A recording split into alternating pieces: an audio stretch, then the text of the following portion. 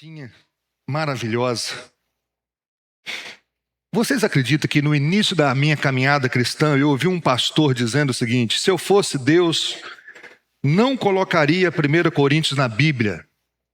Eu recém-convertido, gente, aquilo surgiu um efeito contrário comigo, porque aí me despertou para estudar 1 Coríntios. E eu amo essa cartinha, porque essa cartinha ela é contemporânea demais, ela trata dos assuntos da igreja de maneira brilhante. Hã? Será? O problema é que esse pastor, em outro momento, Zil, falou assim: a Bíblia tem erros. Então Deus administrou a situação, Zil. 1 Coríntios capítulo 3, verso 4 a 9. Diz assim: quando alguém diz, eu sou de Paulo, e outro diz, eu sou de Apolo, não é evidente que vocês andam segundo os padrões humanos? Quem é Apolo? E quem é Paulo? São servos por meio de quem vocês creram, e isso conforme o Senhor concedeu a cada um. Eu plantei, Apolo regou, mas o crescimento veio de Deus. Não pisque. De modo que nem o que planta é alguma coisa, nem o que rega, mas Deus que dá o crescimento. Ora, o que planta e o que rega são um, e cada um receberá a sua recompensa, que na sua tradução deve estar escrito galardão, de acordo com o seu próprio trabalho. Porque nós somos cooperadores de Deus, e vocês são lavouras de Deus e edifício de Deus. Vamos orar mais uma vez? Abre, Senhor, os nossos olhos para compreender a centralidade que Paulo quer nos ensinar da mensagem da cruz, onde não há espaço para o protagonismo humano. Nos ajude, Senhor, a ter uma única mensagem como igreja em todo momento: Cristo e esse crucificado, poder do Senhor, sabedoria do Senhor. Nos ajude, porque facilmente perdemos o foco, assim como a igreja de Corinto, que se apoiava em homens. Nós também temos a mesma tendência.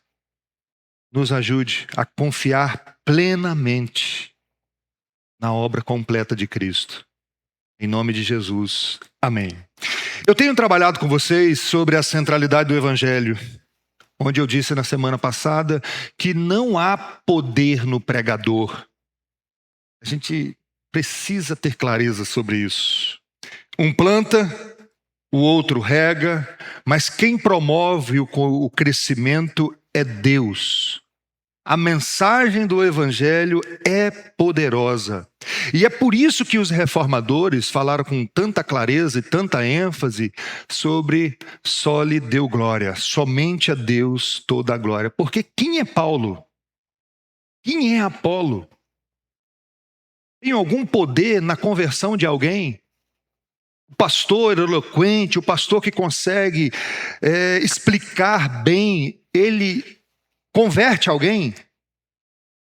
Qual é o ponto, irmãos? Porque isso aqui, ainda estou na questão da preparação para professor, escola dominical, mas também te ajudando na sua casa com a evangelização dos seus filhos. A gente precisa confiar que o evangelho é que converte. Não é a nossa capacidade de elaborar um argumento, e nós devemos sim estudar o máximo, mas é o Espírito Santo que aplica a palavra de Deus. Tem que ter clareza sobre isso, muita clareza. Devemos tirar os olhos dos instrumentos que podem ser poderosos, como Paulo, Tim Keller, Sproul, mas como aquele missionáriozinho que está lá no meio do Amazonas, pregando Jesus Cristo e esse crucificado. Esse é o ponto. Calvino. Paulo infere que não deve haver, presta atenção, ostentação em homem algum. Porquanto a fé não permite que alguém se glorie, senão exclusivamente em Cristo. Não há espaço. Quando perguntaram para João Batista, és tu o Cristo? É você o Cristo, João Batista? Qual foi a resposta de João Batista? Eu não sou o Cristo. Eu insisto nisso aqui, gente, porque a gente tem uma tendência de escolher para a gente Cristos, ou fazer de nós mesmos Cristo, aquele que nos redime, aquilo que dá sentido para a nossa vida. A nossa tendência é essa: eu não sou o Cristo da minha vida, eu não sou o Cristo da minha família, eu não sou o Cristo aqui na IPCN e nem nos meus amigos. O que isso significa? Projeta para mim, Laura. Não posso fazer por mim mesmo o que somente Cristo pode fazer. Não posso fazer pela minha família o que somente Cristo pode fazer. Não posso fazer pela IPCN o que somente Cristo pode fazer. Você, mãe, você, pai, você não pode fazer para os seus filhos o que somente Cristo pode fazer. Eu sei que se você tivesse poder, você seria abrir a cabeça do seu filho ou da sua filha e tentar, né? Mas não é assim. Por isso que a gente prega e ora. Pede para Deus. E eu não estou sendo humilde quando eu estou falando isso aqui não, tá, gente? Eu estou sendo apenas reafirmando a nossa teologia. Não penso que isso aqui é humildade da minha parte, não.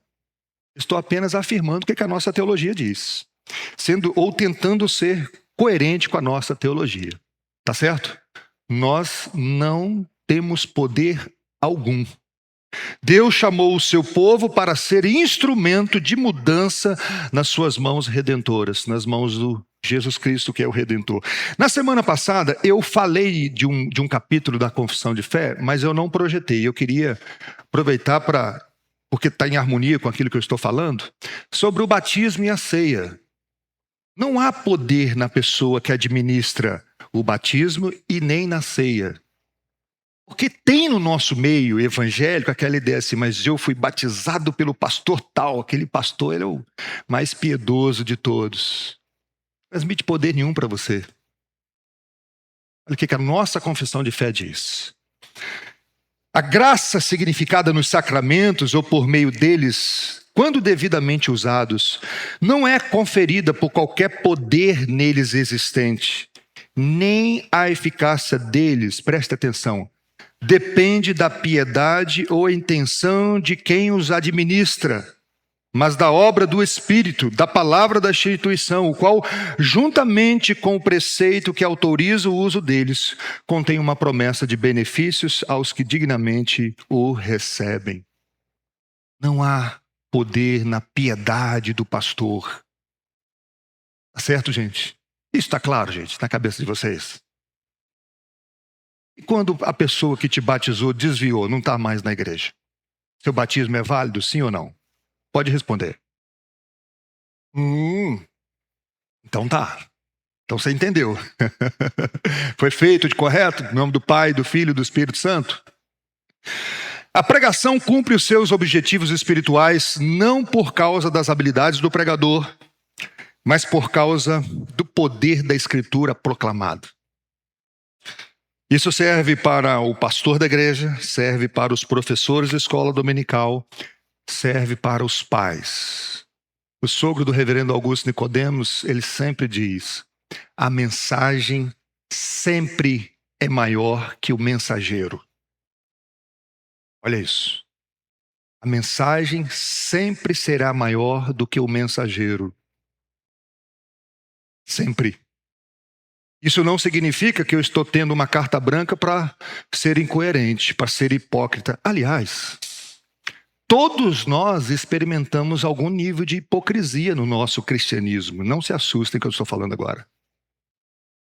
E quanto melhor for o pregador, mais ele é tentado nessa área. Eu não estou tirando isso de qualquer não. Sproul, olha o que o Sproul diz. Todos os pregadores são vulneráveis à acusação de hipocrisia. Na verdade, quanto mais fiéis à palavra de Deus os pregadores forem, mais passíveis de tal acusação serão. Por quê? Porque quanto mais as pessoas forem fiéis à palavra de Deus, mais elevada será a mensagem que pregarão. E quanto mais elevada a mensagem, mais distante estarão de obedecê-la. Estão entendendo, gente? Como pregar a santidade de Deus e não ficar com vergonha? Você acha que existe algum pregador na terra que tem condições de falar da santidade de Deus e dizer assim: eu estou 100%? E ele escreve isso no melhor livro dele, Deus é Santo. Ou o mais famoso livro dele. Quem? Significa então que, não, então, já que ninguém... Não, não é isso. Não é então que você então está tendo uma carta branca. Mas você vai encontrar essa lacuna que eu sempre falo para vocês, o espaço daquilo que eu sei e daquilo que eu vivo, em todos os personagens bíblicos. Em todos. Menos no Filho de Deus. Que um dia disse para o público: aponte algum pecado na minha vida. Você vai encontrar em Paulo, você vai encontrar em Abraão. Nós vimos Abraão semana passada. Acabou de sair da casa dele, Davi foi. Daqui a pouco está falando que a esposa não é esposa. O próprio João Batista, que era o fera, que para todos nós é fera mesmo, teve um momento de dúvidas. És tu mesmo o Cristo ou devemos esperar outro? A tribulação está tanta que eu estou em dúvida agora aqui. Mas vejam que texto libertador, presta atenção. Bryan Chapell, que eu falei da semana passada. Os esforços pessoais dos maiores pregadores são ainda demasiados fracos. Papai e mamãe, preste atenção nesse texto. Manchados pelo pecado para serem responsáveis pelo destino eterno das pessoas. Porque tem pai e mãe que quase estão morrendo dentro de casa achando que o seu filho, a culpa é dele. Presta atenção no texto. Por essa razão, Deus infunde sua palavra com poder espiritual. A eficácia da mensagem, mais que qualquer virtude do mensageiro, transforma o coração. Não há, gente, poder, essa responsabilidade, como se o pregador administrasse isso. Pregue a palavra. Insta, quer oportuno, quer não, diz Paulo. Mas quem vai fazer frutificar é o Espírito Santo. A nossa responsabilidade, como eu tenho falado para vocês, e vocês que são pais, professores, é abrir a jaula. Pregue, ensine Cristo. Por que eu prego para vocês aqui, depois eu oro no final, não por vocês, mas junto com vocês, porque eu preciso também. No final da oração, vocês podem reparar, eu estou orando não por vocês, mas junto com vocês, porque eu preciso do mesmo remédio que eu acabei de receitar.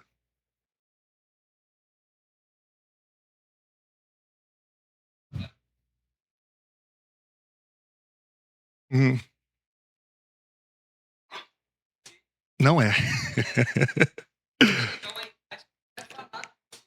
Você está adiantando aqui, cara. Esse é o ponto da aplicação agora mesmo, gente. Porque o filho em algum momento vai dizer, mas você... Eu vi um dia desse, na minha frente assim, um filho confrontando um pai, e ele tentando defender, mas eu sou pai mesmo. Ô irmãos, os filhos vão ver a incoerência. Os filhos vão ver. Mas se você é uma pessoa moralista e que acha que o evangelho é só moralismo, aí você tem que passar vergonha mesmo. Desculpa. Eu não estou falando que o evangelho abre mão da moralidade. Vocês estão entendendo o que eu estou querendo dizer? Primeiro, o evangelho diz que Deus fez para você e agora chama você a ter uma vida mesmo. Em harmonia com aquilo que Cristo ensinou, sim. Aos mandamentos, sim. Mas primeiro, nunca se esqueçam, é o indicativo para depois o imperativo. É o que Deus fez e depois Ele manda o que nós devemos fazer. E nunca é faça e você será. Seja e agora você faça. É por aí. Tá bom? Porque existe aquela ideia assim, irmãos, viva o que prega e o mundo crerá. Já ouviram? E os filhos vão fazer isso, principalmente os filhos adolescentes que não querem nada com Deus. Mas você grita com a minha mãe. A senhora fica de fofoca. Não é assim? Falam mesmo, eles aproveitam, é como os filhos de Isaac, Esaú. Fazia para implicar com o pai, para machucar o pai mesmo. Gente, Jesus viveu o que pregou, todo mundo creu. Então quando alguém vem com esse argumentinho pronto, você quebra a pessoa aqui. Porque na verdade, ele não está querendo testemunho seu, ele quer te humilhar. Jesus viveu o que pregou, todo mundo creu em Jesus Cristo? Maioria. Aliás, irmãos, nem os irmãos de Jesus acreditaram nele. Abra sua Bíblia aí, João capítulo 7, verso 5. João capítulo 7, verso 5.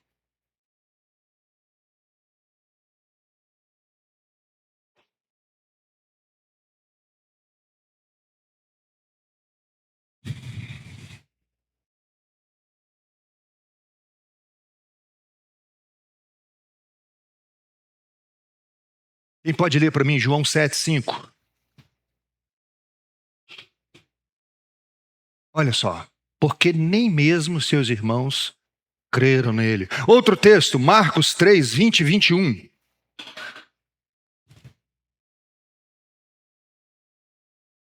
Marcos 3, 20 e 21.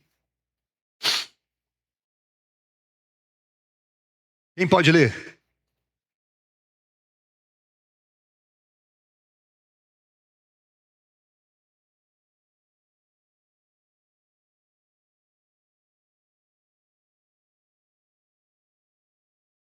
Olha só, os parentes de Jesus falam assim, ele está fora de si.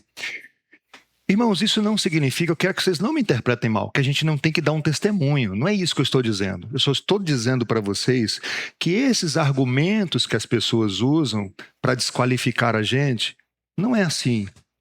Nunca se esqueça. O evangelho é uma mensagem, é uma notícia, precisa ser proclamada. E o poder está nela. Tá certo? Esta mensagem é poderosa. Até porque algumas pessoas que se dizem crer no Evangelho, crer em Cristo, na verdade Jesus fala assim, eu sei que você não acredita, isso aqui é da boca para fora. Abra sua Bíblia aí, nós vimos isso no estudo de terça-feira, semana passada, a fé falsa. João capítulo 2, 23 a 25. João capítulo 2, 23 a 25.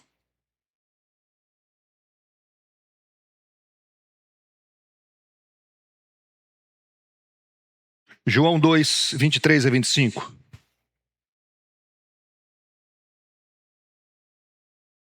Olha que texto interessante. Quem pode ler para mim?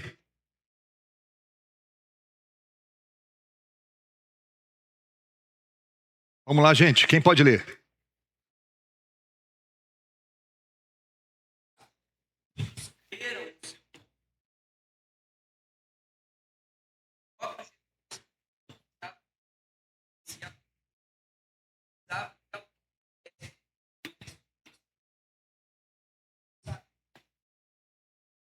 Olha só.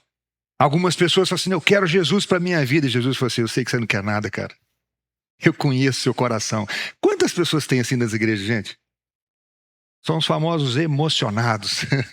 Não, eu quero, e batiza, tá? E costuma até ir para o seminário e ser pastor. Mas Jesus fala assim, em algum momento eu vou revelar esse coração seu que você não quer nada comigo. Gente, nós precisamos anunciar Cristo e este crucificado. Esse é o ponto que eu estou querendo deixar com o máximo de clareza possível, porque a história tem um centro e ela é Jesus Cristo. A Bíblia tem uma mensagem central. Qual é a mensagem central da Bíblia? Cristo Jesus. Tim Keller, no belíssimo livro sobre pregação. Indico quem gosta de pregar esse livro. Para Paulo, porém, existe apenas um tópico: Jesus. Para onde quer que nos voltemos na Bíblia, Jesus é o assunto principal. Até mesmo a divisão do nosso tópico não fica totalmente por nossa conta. Não é pela criatividade do pregador. Cabe-nos expor os tópicos e pontos sobre Jesus que o texto bíblico nos dá. Devemos nos restringir a Jesus. Se você pregou Jesus, você pregou tudo. É lógico que não é só falar Jesus, não, gente. É explicar a obra de Cristo. Até aqui, tudo bem? Vamos voltar para aquela perguntinha do garotinho de 6 anos de idade? Vamos lá? Olha a pergunta. Daí meu filho de 6 anos me sai com essa. Tem algo que eu não entendo, mamãe. Como que Jesus, sendo Deus, orava para Deus, então ele orava para ele mesmo? Pode dar um doutorado de filosofia para esse menino aí. E aí, gente, como responder essa mãe que está passando um aperto com esse garoto aí de 6 anos? Essa mensagem chegou para mim. Também. Algumas perguntas nos ajudam a responder esse questionamento aí. Por isso que é importante você participar da escola dominical. Quem morreu na cruz, gente? Quem morreu na cruz? Tem certeza? Você encontra algum texto na Bíblia dizendo que o Pai morreu na cruz? Mas eu já vi muita gente orando. Pai, muito obrigado porque o Senhor morreu na cruz por mim. E aí, gente? Algumas músicas, eu lembro que no seminário nós começamos a analisar algumas músicas, estudando esse assunto. Você tem um monte de música. Pai, obrigado, porque um dia o Senhor desceu e morreu na cruz por mim. Quem desceu foi o Filho. E nós falamos que é o Pai. E aí causa uma misturada, chega na cabeça de uma criança e fala assim, ué, como que funciona assim? Eu sei que em alguma situação não é maldade, é falta de instrução. Falta de instrução. Mas tem um problema. Sabe qual é o problema? Existe uma heresia antiga que faz essa mistura chamado modalismo. O modalismo ensina que existe uma roupa para Deus na criação, que é chamado Pai, uma roupa para o Filho na redenção, quando ele morre na cruz, e uma outra roupa para o Espírito Santo. Mas é o mesmo Deus que veste roupa diferente em momentos da história. Isso chama modalismo. E tem muita gente que acredita que é modalista. Modalista é uma heresia. É uma heresia. E a gente precisa ter clareza sobre essas heresias que precisam ser combatidas. Sabe por quê, gente? A Trindade é que define se uma igreja é seita ou não. A Bíblia, a Trindade e o modo de salvação. São três perguntas que nós fazemos que você pode resumir. SBT, aquela sigla da TVS antiga. Salvação, Trindade e Bíblia. Qual o papel da Bíblia na vida de uma igreja? Como que funciona a salvação na vida dessa denominação? Você crê na Trindade? Mas como é que é a Trindade para você? Para provar para vocês que não é uma roupa que cada um veste em algum momento, o batismo de Jesus já acaba com isso. Projeta para mim, Laura, por favor.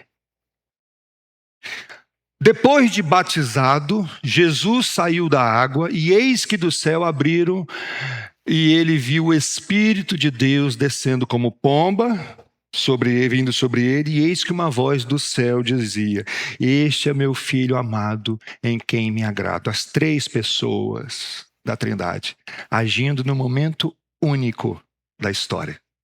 As três pessoas. Projeta esse quadro aí. Ó. Se alguém quiser, eu posso colocar no grupo da igreja depois. Essa é uma maneira didática que você pode ensinar ao seu filho. O Pai é Deus, mas não é o Filho. O Pai é Deus, mas não é o Espírito Santo.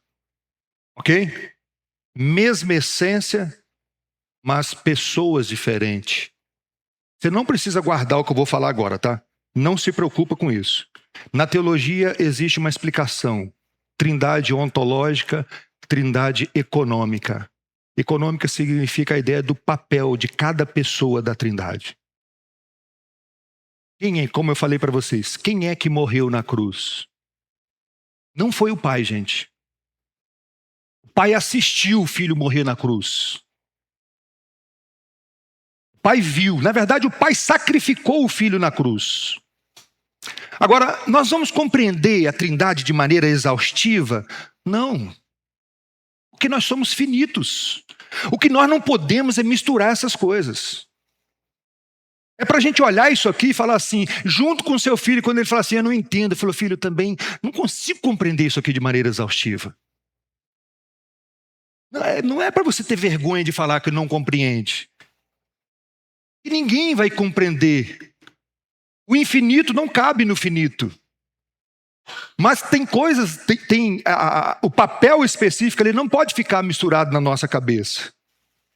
Nos pais da igreja tinha um que dizia o seguinte, Trindade, tente negá-la e irá se perder. Tente compreendê-la e irá enlouquecer. O Sproul ajuda a gente. O Sproul diz assim, mistério. Contradição não. Mistério sim. Agora o que você não pode sair daqui em dúvida, Jesus é Deus? É. O Espírito Santo é Deus? É. O Pai é Deus? É. Mas o Pai não é o Filho. O Espírito Santo não é o Filho. Isso que não pode sair daqui. Vamos lá, alguns estudiosos, projeta. Em seu mistério final, a Trindade não pode ser compreendida de uma maneira exaustiva e completa.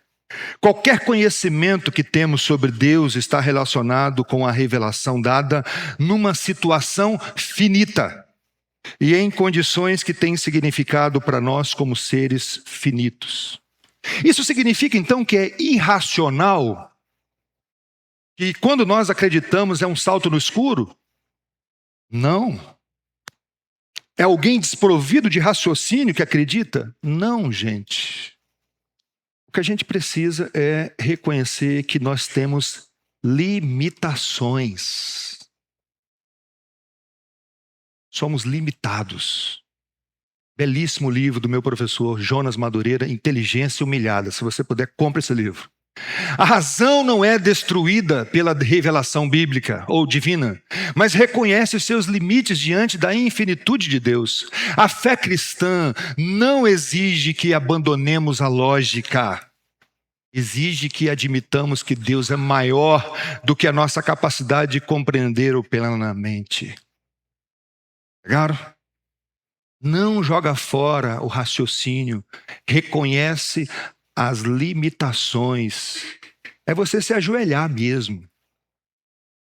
É você fazer como Paulo, aquela mente brilhante, dizer: ó profundidade da riqueza, da sabedoria. Quem foi o seu conselheiro? Você aconselhou com quem? Com quem você aprendeu essas coisas? Nós servimos um Deus que nós não damos nem conta de compreender. Aliás, não é só a Trindade que a gente compreende, não. Você quer ver outra coisa que a gente não compreende? Aquilo que nós mais cantamos. Você compreende o amor de Cristo mesmo? Porque em Efésios capítulo 3 ele diz assim: por essa causa me ponho de joelhos diante do Pai, em quem tomo nome toda a família, a fim de que vocês compreendam a largura, a profundidade. E compreender o amor que excede o entendimento. O amor de Cristo excede a nossa compreensão, gente. Nós vamos continuar estudando sobre o amor de Cristo de maneira eterna. Você entende mesmo o que significa o inocente Filho de Deus dizer: meu Pai, por que me abandonastes? É fácil ler isso aqui, mas já parou para pensar que houve um momento na história, que houve um rompimento na Trindade Santa, que viviam numa eterna dança de amor, e o pai virou as costas para o filho, sem o filho cometer nenhuma ofensa. Quem é pai aqui sabe, tem hora que o filho faz uma raiva e você não quer ficar perto. É mentira, gente. Pelo menos minha mãe, que é mais expressiva, ela batia para a gente sair de perto. Não é verdade? Tem hora que não dá vontade de falar assim: sai para lá. Mas o que o filho fez para merecer isso? O que o filho fez para merecer isso? Sabe o que o filho fez? Obedeceu o pai. Olha só, gente. Ele obedeceu e recebeu isso do pai. A nossa cabeça não dá conta disso, cara. Só tem uma resposta nossa para isso: adoração. Não tem outra. Então não é um salto no escuro. Agora, nem é uma contradição. É aquilo que os teólogos chamam de paradoxo. O que é um paradoxo? O paradoxo é uma aparente contradição. A contradição é você falar assim: ó, Jesus é Deus e Jesus não é Deus. Isso é uma contradição, concorda? O paradoxo: Jesus é Deus e Jesus é homem. Isso é um paradoxo, são duas verdades. Na nossa cabeça não dá para juntar, mas para Deus dá. Ele é Deus e ele é homem, no mesmo ser. Isso é um paradoxo. Onde nós devemos o quê, Senhor? Não dou conta. É um mistério. É um mistério. Vamos caminhar um pouquinho mais? Antes de qualquer coisa, para não assustar vocês, a Trindade Santa, ela está envolvida na nossa salvação, assim como na criação, como nós vimos. Projeta esse texto aí do Hermes Teimaia. A graça de Deus, que é personificada em Cristo, é apenas um lado das obras redentoras de Deus triuno. Toda a Trindade está comprometida na salvação do seu povo. tendo cada uma das pessoas da Santíssima Trindade, conforme o conselho trinitário, um papel fundamental. Deus estava, sim, em Cristo te salvando na cruz do Calvário. O Espírito Santo estava, sim, te salvando em Cristo na cruz do Calvário. Não é que pararam de agir naquele momento que Cristo. O Pai estava ali naquele momento em que Jesus estava dizendo: meu Deus, por que me desamparaste? Segue. Tem que terminar. William Hendricks, que eu sei que o Marcão gosta, para mim deu a melhor explicação dessa quando Jesus diz: por que me desamparaste? Segundo ele, eu gostei dessa ilustração do William Hendricks. Aqui alguém já teve que levar um filho para fazer uma cirurgia? Quem já teve? Alguém? Chega um momento que você está no quarto com ele, você vai, e aí o médico diz: aqui você não pode entrar, no CTI. Não é assim? Aí o filho olha para você e fala assim: você vai me deixar sozinha? Mas aí o pai disse assim: eu sei, daqui a pouco eu te aguardo de volta. Para mim foi a melhor explicação.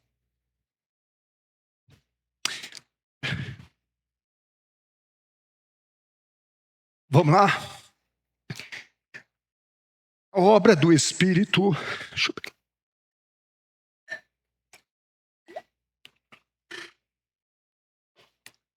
A obra do Espírito é distinta da obra do Pai e do Filho, porém não é independente.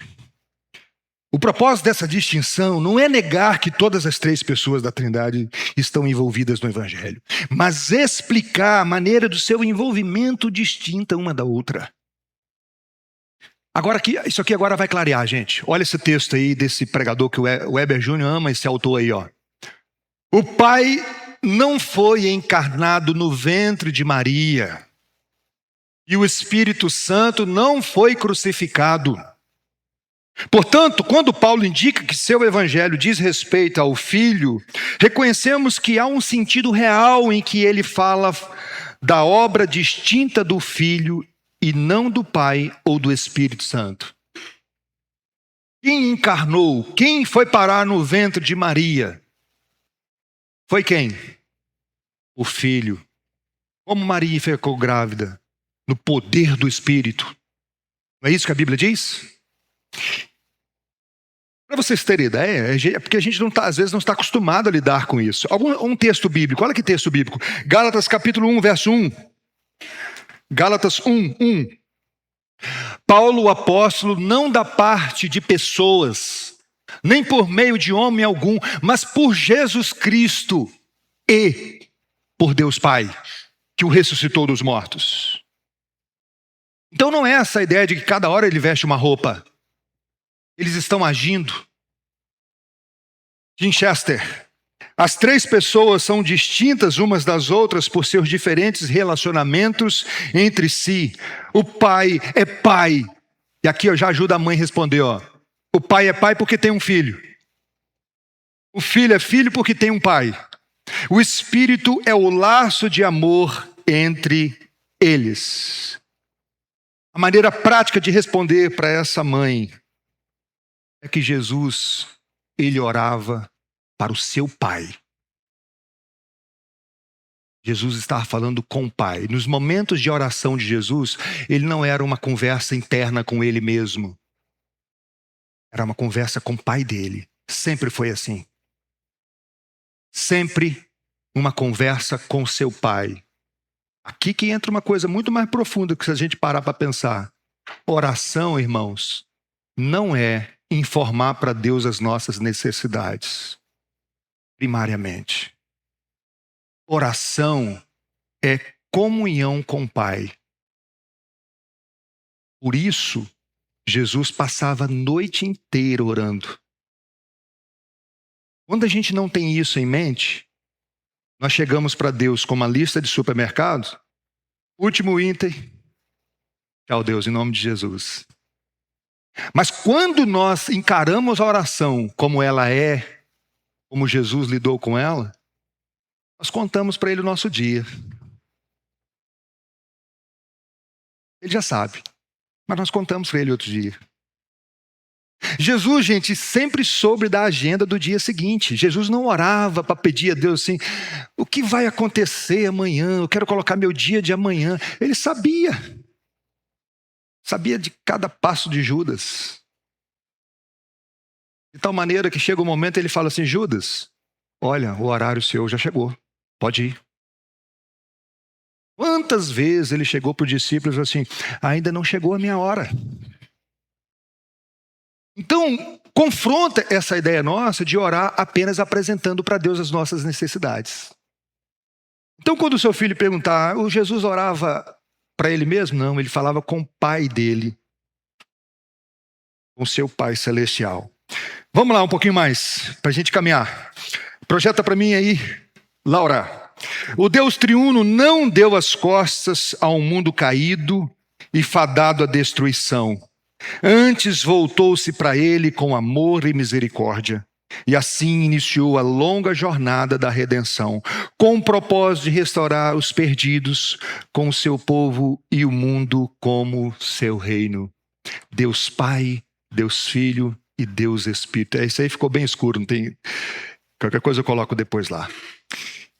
As três pessoas, João, decidiram salvar, resgatar um povo para ser propriedade exclusiva de Deus. E no momento certo na história serão chamados, como já foram, cristãos, pequenos cristos. Deus amou tanto o seu filho que quis fazer cópias dele. Nós somos chamados cristãos porque significa pequenos cristos. Só que para nós presbiterianos, isso não aconteceu depois que Adão comeu o fruto proibido. Aqui costuma dar um nozinho na cabeça agora. Agora sim. Para nós presbiterianos, isso aconteceu na eternidade passada. Quando não existia Samuel, nem o jardim do Éden. Mas está na Bíblia isso. Abra sua Bíblia em Apocalipse 13, 8. Vê se está projetado aí. Não, né? Apocalipse 13, 8. Isso aqui para você sair daqui adorando a Deus, tá? Não é para você sair daqui brigando com quem não crê como a gente, não. Nem para ir para a internet e falar, ó, se você não entendeu, você está... Porque a pessoa, quando conhece a teologia reformada, você tem que prender ele numa jaula. Porque ele quer converter todo mundo à teologia reformada, né? Ele sai ferindo, machucando as pessoas. Eu vou te falar uma coisa. Apocalipse capítulo 13. E ela será adorada, a besta, tá? Está falando da besta aqui. Aliás, vocês sabem o que é a marca da besta? Não?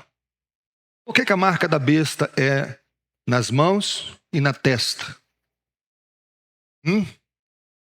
Será que é um chip, gente? Mão significa ação. Testa, pensamento.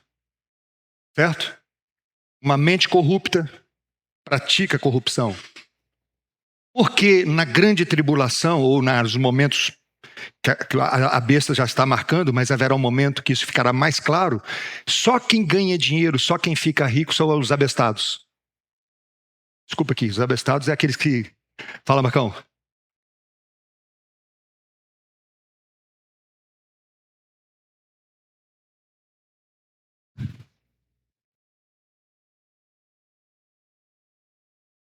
Exato. Porque você só vai conseguir comprar e vender para se dar bem se você tiver uma mente corrupta e praticar corrupção. Então, marca da besta não tem nada a ver com chip, cartão de crédito, essas coisas não. E a besta já está marcando mais gente que vocês imaginam, tá bom? Agora, saiba de uma coisa, se você é crente, você tem a marca da promessa. Você é selado com o Espírito Santo. Nunca se esqueça disso. Tá certo? Apocalipse 13, 8. E ela será adorada por todos que habitam sobre a terra. Olha só. Aqueles que, desde a fundação do mundo, não tiveram seus nomes escritos do livro da vida do Cordeiro que foi morto. Quando que o livro da vida foi escrito?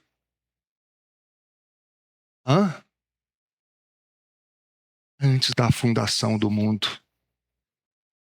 Então não tem essa de, Senhor, Escreve o nome do Carlinho aí. Apaga porque hoje ele não está bem, não. O Cordeiro morreu desde a fundação do mundo. O livro desde a fundação do mundo.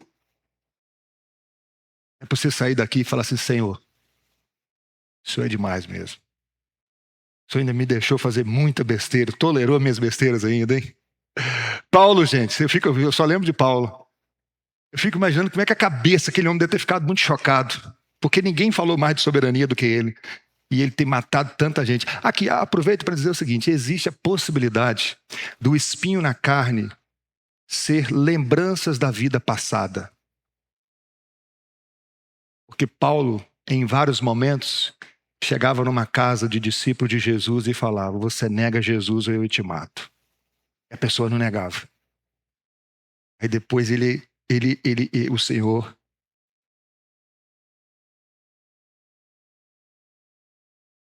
transforma o coração dele e ele fala assim: olha só que doideira, cara, o que eu estava fazendo.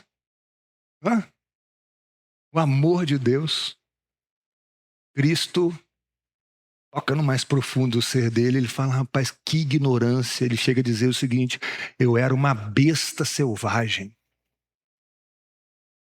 Eu era uma besta selvagem. Vamos terminar, gente? Vamos terminar com um hino de vitória. Eita, gente. Efésios capítulo 1. Vocês vão achar que vai cantar aí. Vai ler Efésios. Efésios capítulo 1, versos 3 a 14. É o hino de vitória do presbiteriano, tá? Alguém poderia musicalizar esse texto. Efésios 1, 3 a 14.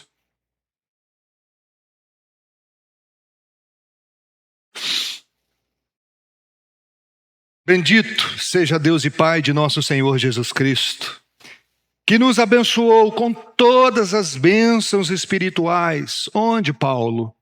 Nas regiões celestiais em Cristo. Antes da fundação do mundo, Deus nos escolheu nele para sermos santos, irrepreensíveis diante dele. Deixa eu corrigir algo aqui que eu já vi presbiteriano falando, que se você é um predestinado, você pode viver do jeito que você quiser. Você não entendeu predestinação, então. Chamados para ser santos e irrepreensíveis. Pegou a ideia? Não é uma carta branca, que eu não perca a minha salvação, que eu estou seguro mesmo, que não tem nada a ver. Não é isso, não. Se não tem luta, desconfie mesmo se você é um escolhido de Deus. Por isso que a Bíblia diz assim: examinai a vós mesmos se realmente você está na fé. Porque tem muita gente que se engana. Confirmai a vossa vocação e eleição, diz Pedro. O lado visível da eleição é a santificação, gente. Eu não estou falando de perfeição aqui. Lado visível, são dois lados. É a santificação.